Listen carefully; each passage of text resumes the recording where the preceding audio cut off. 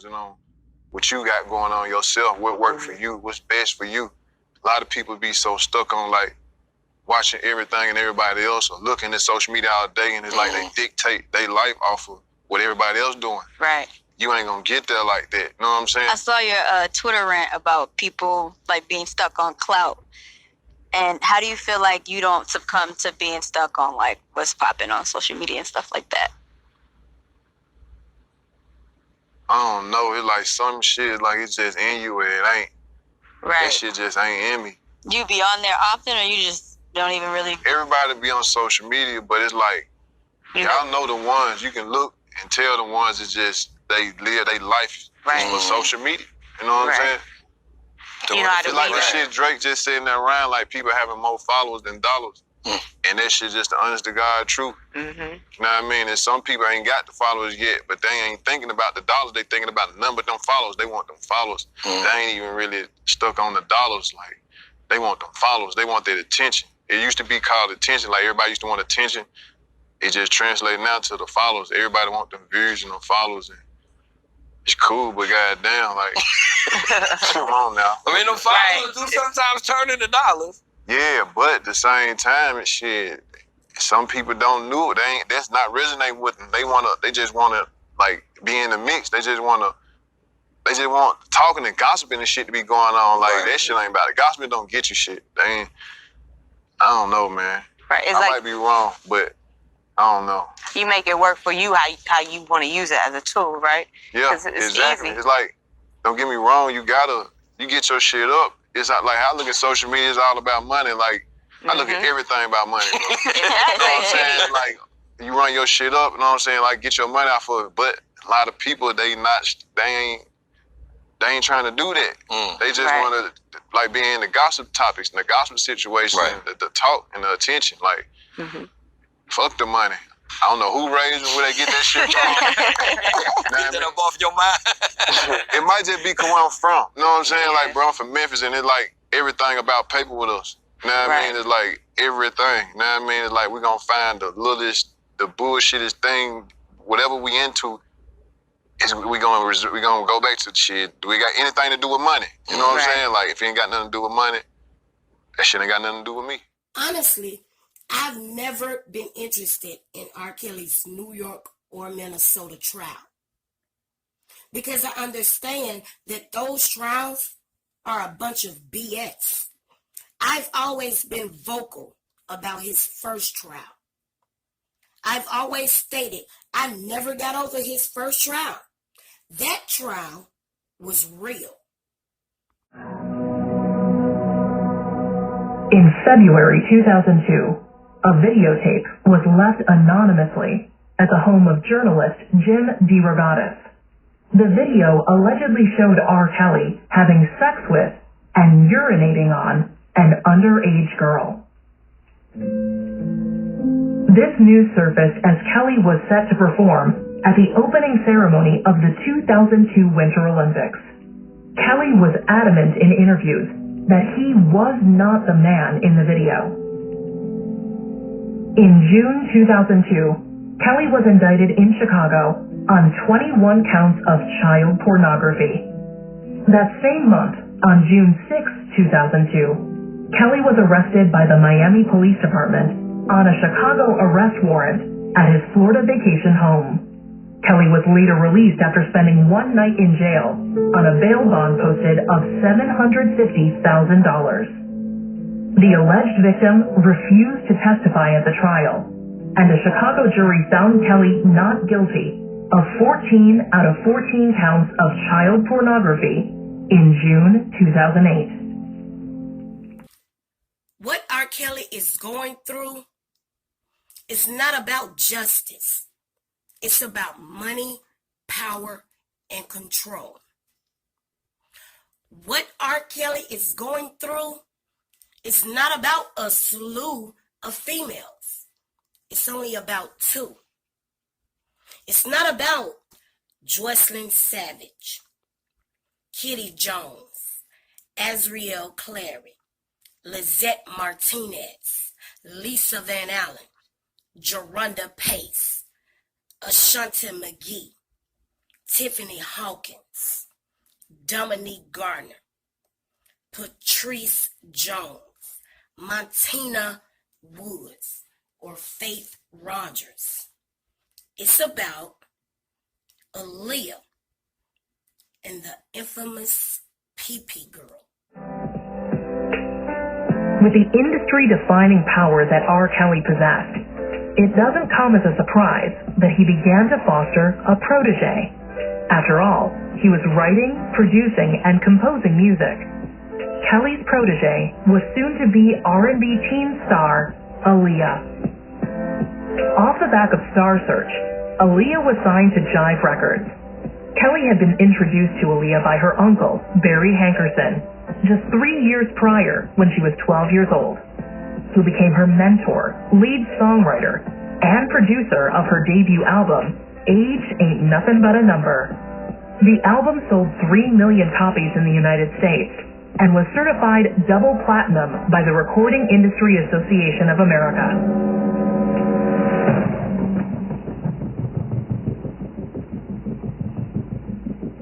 According to Vibe and the Chicago Sun-Times, 27-year-old Kelly and 15-year-old protege Aaliyah were illegally married in a secret ceremony on August 31st, 1994, in Cook County, Illinois.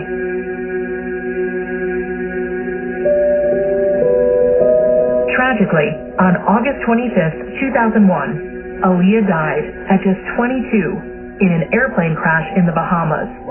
Her groundbreaking few years on Earth had braced her for greatness, but that chance was stolen from her.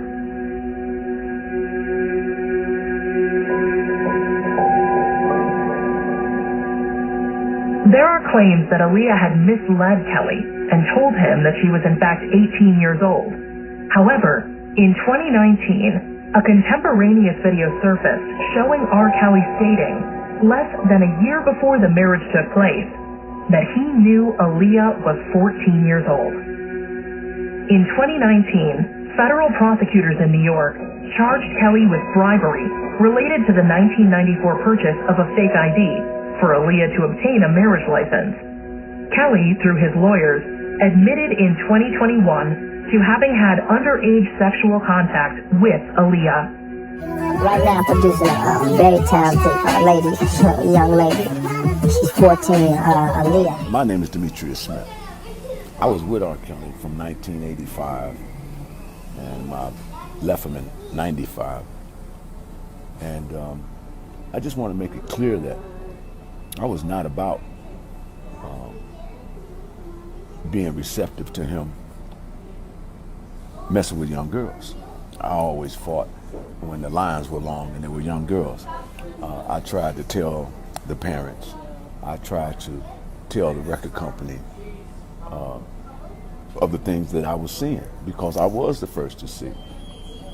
And I didn't see him ever touching the young girls.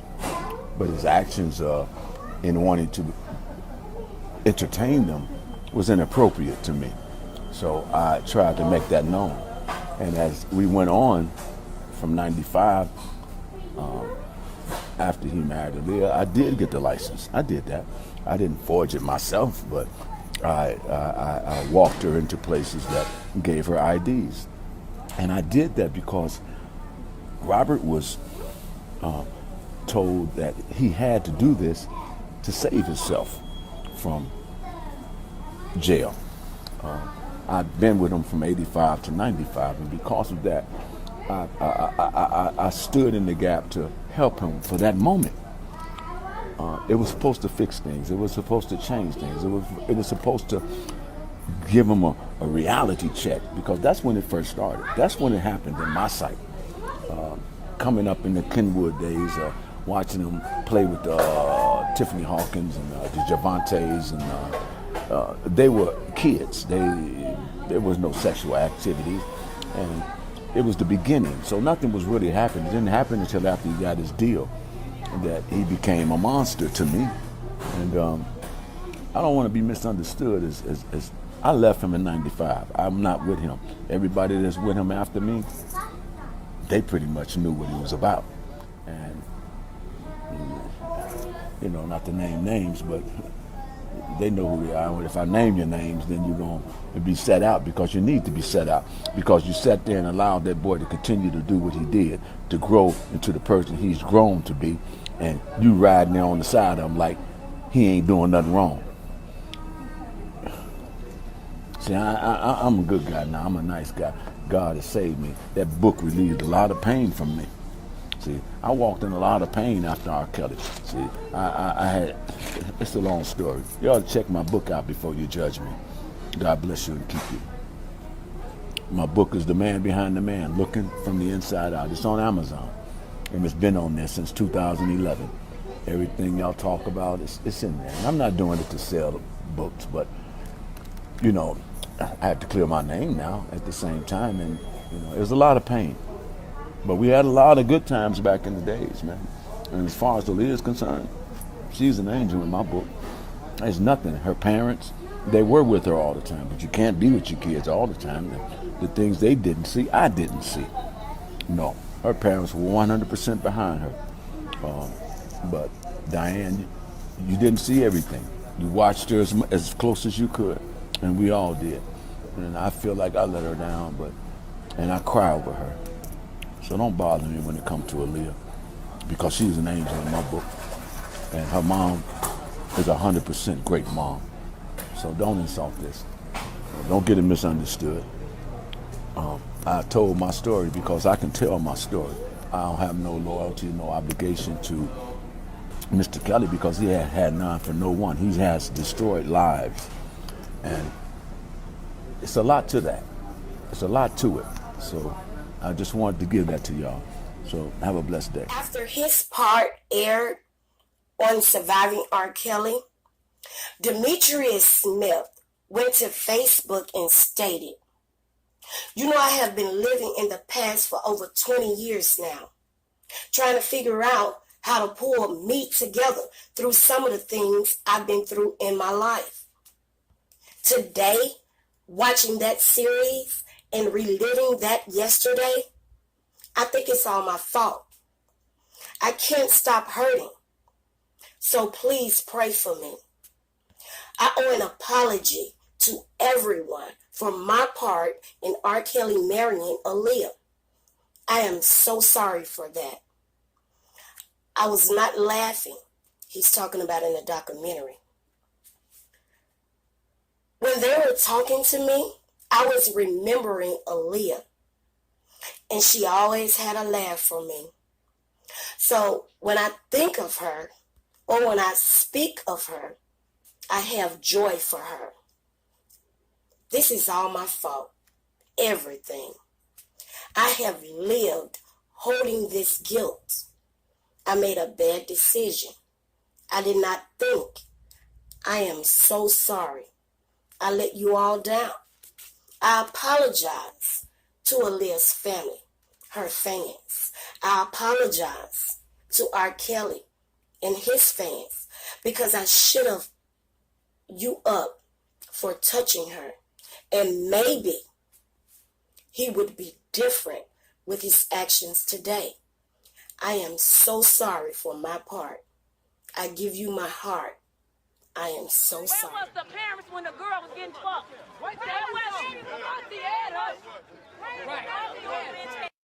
Where was Rishana Landfair is due to testify against R. Kelly in his upcoming trial in Chicago. And when she does, she's going to tell the whole world that that is her on that tape with R. Kelly. She's going to tell the whole world that she did not admit to it during his 2008 trial because she was embarrassed. She was afraid.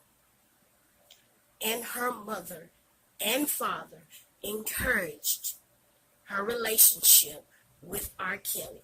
She's also going to tell the world that he paid them off.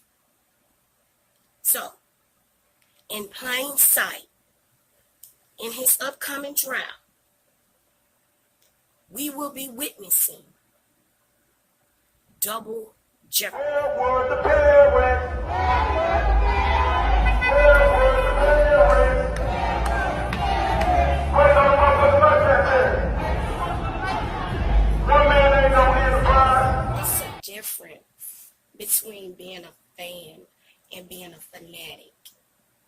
most of the people that are advocating for R. Kelly are fanatics. And these are facts. You people need to be mindful of the things you say and the rumors you run with. This engagement rumor that he's engaged to Joycelyn is not a good look. Joycelyn is only 2 or 3 years older than his firstborn. You all, a lot of you all, indirectly admitting that you know R. Kelly is guilty. Be mindful of what you say in your comments, in your videos, on your blogs, in your commentary, whatever. Because see, here's the thing.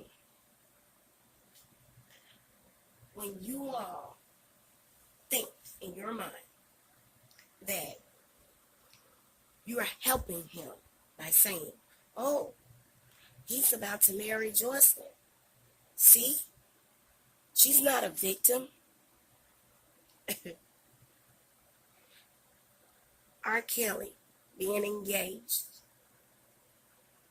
to a young lady that's only 2 or 3 years older than his firstborn is a problem. Okay? R. Kelly being engaged to someone who's young enough to be his daughter is a problem. It shows a pattern of behavior. The same thing happened with Aaliyah. R. Kelly was old enough to be her big brother or her uncle. Here we have grown-ass people sitting on the internet talking about they fighting for R. Kelly. How so? All y'all doing is making videos, making comments. That's it. That's all.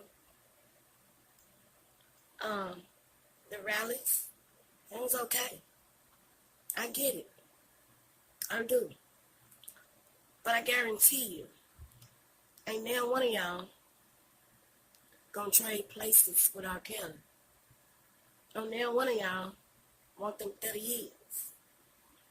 And I guarantee you, R. Kelly wouldn't do it for you. If you go to jail, R. Kelly don't even know who the hell you are. They preyed on him. And for them to now come to court and say they are victims is just being intellectually dishonest. But so you're saying that R. Kelly's the victim here? Absolutely. The I believe R. Kelly, 55-year-old multimillionaire is the victim? well, he's not the multimillionaire.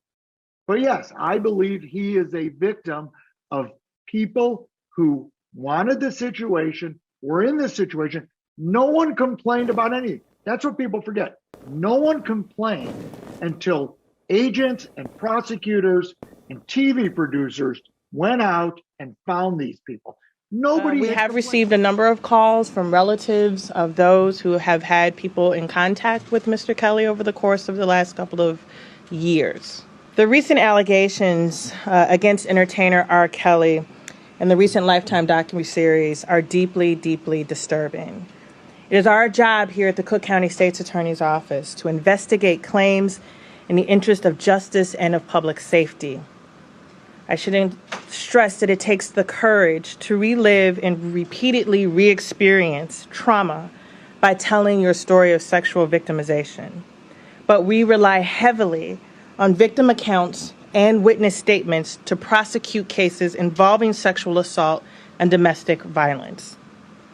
I'm here today to encourage victims of sexual assault or domestic violence related to these allegations to please get in touch with our office. The number to call is 773-674-6492. There are dedicated professionals in our victim witness unit who do this work on a daily basis and can work with you through this process. Please come forward. There is nothing that can be done to investigate these allegations without the cooperation of both victims and witnesses. We cannot seek justice. I presently represent 6 clients, 2 victims, 2 parents, as well as 2 whistleblowers who can both be described as knowing R. Kelly and being within his inner circle for the better part of 25 years. My office was originally retained in April of last year by a concerned parent. We began a thorough investigation. We traveled the United States. We interviewed witnesses. We uncovered documents, and we did so very, very quietly so as to ensure that no complaints could later be made that we were pursuing this for any other reason other than justice. Again, we began in April of last year. Earlier this month, we uncovered and recovered a videotape of over 40 minutes in length. We promptly brought it to the attention of Ms. Fox and others in her office. This tape leaves no question as to whether R. Kelly is guilty of multiple sexual illegal acts against a 14-year-old girl. People are going back to my past, okay? That's exactly what they're doing. They're going back to the past, and they're trying to add all of this stuff now to that, to make all of the stuff that's going on now feels real to people. But the past is relevant with you with underage girls. Absolutely no, it's not. Why? Because for one, I beat my case. When you beat something, you beat it. You were acquitted. We can't double jeopardy me like that. You can't. It's not fair. It's not fair to nobody. When you beat your case, you beat your case. I just feel like everybody trash, okay? Just lock up everybody. Lock the girls up. Lock their parents up. Lock the dog up. Go get Drill, lock her up. She saw some stuff too. She participated too. You know, lock the maid up. Housekeeping. Just lock everybody up. The assistant manager, then and now, the store runners, the bus driver. Just lock up everybody.